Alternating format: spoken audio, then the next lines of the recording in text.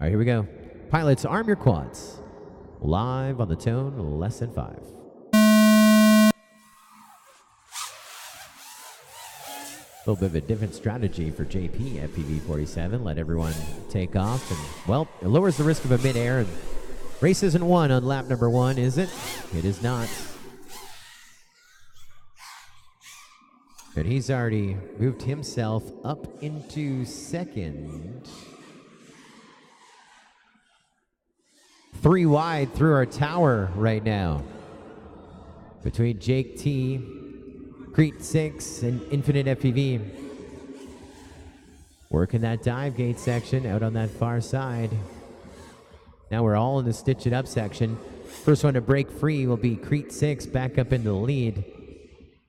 Well, look who's right with them. That's Jake T right with them. And look who's right behind him, Infinite FPV. This is a hot heat right here. This is only lap number 1.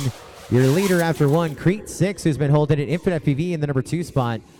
I'm hearing oohs and ahs. That was only the first lap, guys. They get to do it again. Jake T on to that lead lap and final lap here in our next 16 double elimination bracket. Crete 6 working that tower right with them. Infinite FPV. Now they're just separated by the dive gate, but Infinite FPV just missed the lip of the dive gate. Back through. And I was on board with Jake T, and I saw Infinite FPV's LEDs in his FPV feed. Oh, look at the pass right there. That was a huge pass right there. Jake T pushing himself up into second. Look at this, a push to the end. We know the win is going to go to Crete 6.